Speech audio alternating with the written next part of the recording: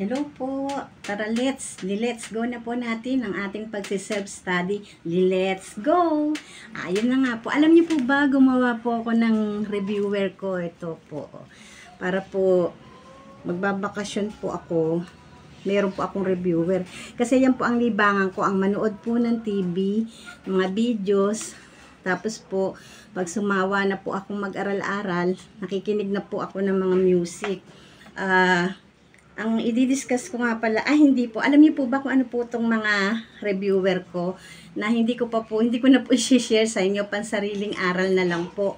Ito po ayan tungkol po sa sacral region, lumbar region, cranial nerve at thoracic region po.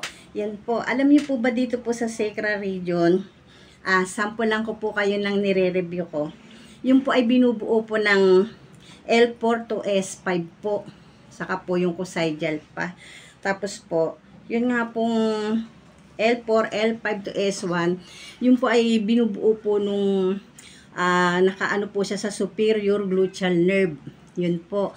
Alam niyo po ba yung gluteal nerve, yun po yung meron po siyang nakapaloob na tatlong muscles na yung pong gluteus maximus, gluteus intermedius, saka gluteus minimus. Yun po. Dami ko po niyan, dami ko pong reviewer. Meron po nga sa lumbar, sa sacral region. Kaya pag po yun nga, yung po mga nagpapa-MRI, hinihingi ko po yung mga findings nila para naiintindihan ko po kung ano po yung aking mga inaaral. At yun na nga po, ang i-discuss ko po ngayon sa inyo, yung pong nakaraan, di po ba nasa 9 regions po tayo noon, yung po yung natapos po natin, yung 9 regions of the abdomen. Ngayon naman po, ang i-share ko naman po sa inyo ay ito pong tungkol po sa quadrants. 4 quadrants naman po tayo. Alam niyo po, ito din po yung mahilig nga po kung magsulat. Pakita ko po sa inyo. Ito po yung kagaya po nito. Ito po yung 4 types of abdominal muscles. Yan po. Saka ko na po yan i-share sa inyo. Tapos ito naman nga po yung 9 regions of the abdomen. Natapos na po natin to. Ang tagal po nating matagal po akong mag-share sa inyo dahil po isa-isahin po nating intindihin yan kung ano-ano po ba yung function ng bawat internal organ na yan. Yung gaya po halimbawa ng liver. Ano po ba yung liver? Ano po ba yung kahulugan ng liver? Ano po ba ang function niya sa ating katawan? At ito naman po yung sinasabi ko sa inyong quadrants. Yan po. Ang nakapaloob po dito sa 4 quadrants ay ang right upper, right lower, left upper, at left lower quadrants. Yan po. Alam niyo po ba ang nakapaloob po sa right upper quadrants? Ayan po, nakikita niyo po ba? Meron po dito yan right upper. Ito po yan pinaprint ko. Yan po. Pero meron po siya, ito po, left upper po to. Dapat po yung, meron po akong kopya ng right upper Ito. Di po ba? Talagang hinahanap ko po yan sa mga pinapaprint ko po yung mga inaaral ko na yan. Para po yung sinishare ko sa inyo ay talaga naman pong makatotohanan at dapat po talaga nating matutunan. Sabay-sabay po nating alamin at intindihin. Di po ba masarap na may alam po tayo sa parte-parte ng ating katawan. Ito nga po yan. Alam niyo po ba na ito nga po yung quadrants, yung hinati po siya sa 4. Ang boundaries po niya ay mula po sa pusod. Yun po yung pinaka gitna niya, po. Ayan makikita niyo naman po. Ayan. Yan po. At ito nga po yung bumubuo po sa right upper quadrant. Ito na lang po sigurong drawing yung hahawakan ko. Para po hindi po siya masyadong mabigat. Mabigat po kasi yung sketch pad po. Madami po ito. Marami po akong mga pinapaprint. Ayan. Para po lubusan po nating maunawaan at maintindihan kung ano po ba yung aking mga pinagsasabi. Baka po akala nyo, daldal lang po ako ng daldal. Ano po ba yung aking mga pinagsasabi? Kaya ang ginawa ko po, nag-search po ako at pinaprint ko po. para po lubusan po nating maunawaan at maintindihan. Ito nga po yung right upper quadrant po. Ito po sa taas, oh. Kung mapapansin nyo po, pahati po yan yung abdomen po natin. Hinati po siya sa 4. Ang pinakagitna niya nga po, yung pong pinaka-landmark po niya, ito pong ating pusod. Yan. Tapos po, ang nakapaloob po sa right upper quadrant, ito po ay ang ating liver. Ayan po. Kung makikita nyo po sa right side po natin, yan po, yung liver at may konti po siyang bahagi sa left side. Ano po? Ito po yung liver, stomach. Nakikita po ba pag ginaganyan? Liver, stomach. Ayan po, titigan nyo po ano. Ayan po, ang number 1 nga po na pumapaloob po sa right upper quadrant ay liver. Number 2, stomach. Number 3, gallbladder. Number 4, duodenum. Number 5, right kidney. Number 6, pancreas. Number 7, transverse colon. Number 8, right adrenal gland. Yan po yung bumubuo sa right upper. Ito naman po yung right lower po natin. Ano po? Dito po sa kabilang side po, sa kaliwa.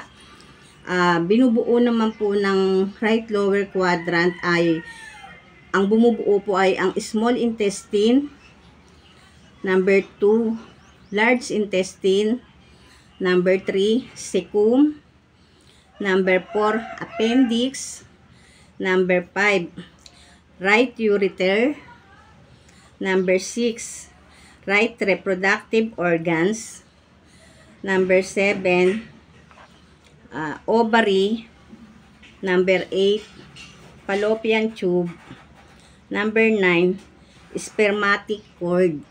Yan po yung mga bumubuo naman po sa right lower, right upper po.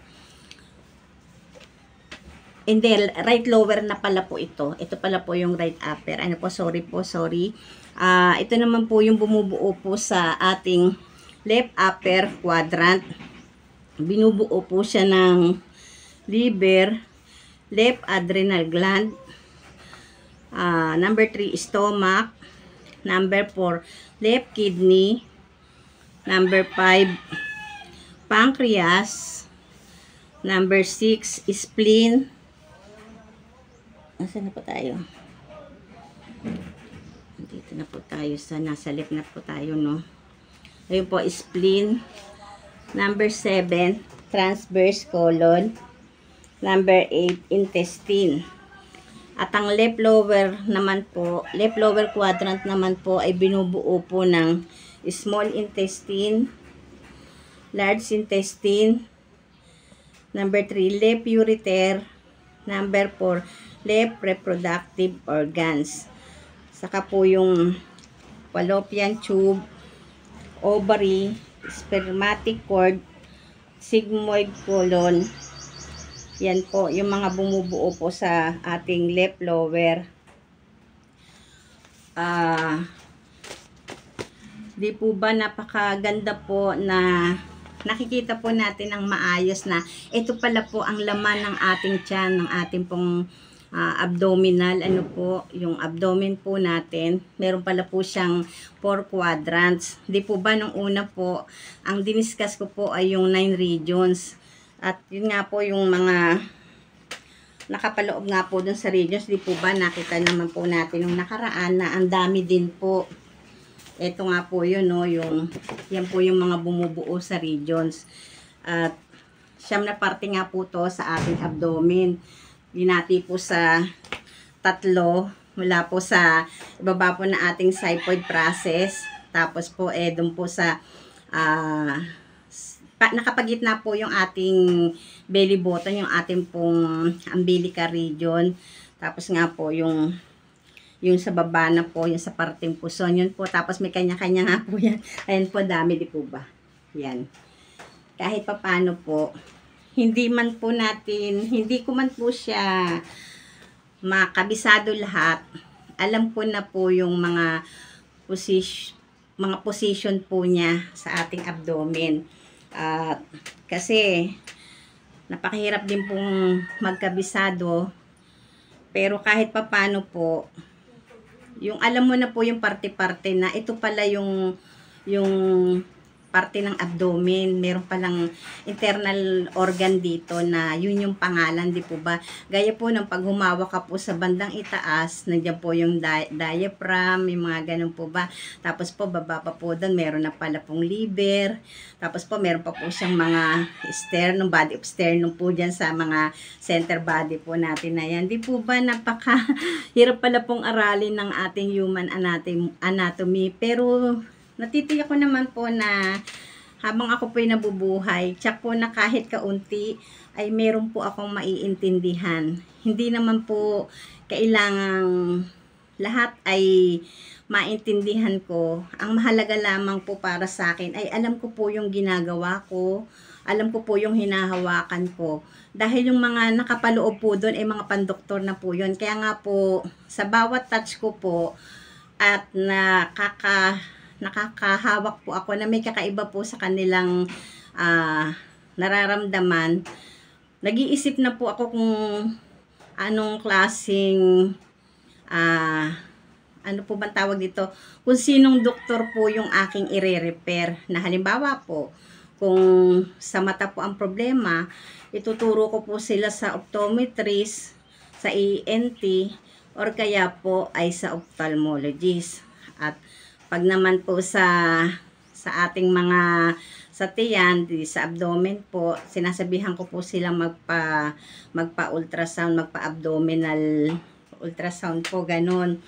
At tapos nga po, pag may problema po sa balakang, basta po tinuturo ko po sila magpatingin po o magpa-check up sa doktor dahil baka po kailangan nila magpa-x-ray or magpa-MRI. Yun po yung gusto ko pong maitulong sa aking kapwa na sa pamamagitan po ng pagte-therapy ay nakakapag-share po ako ng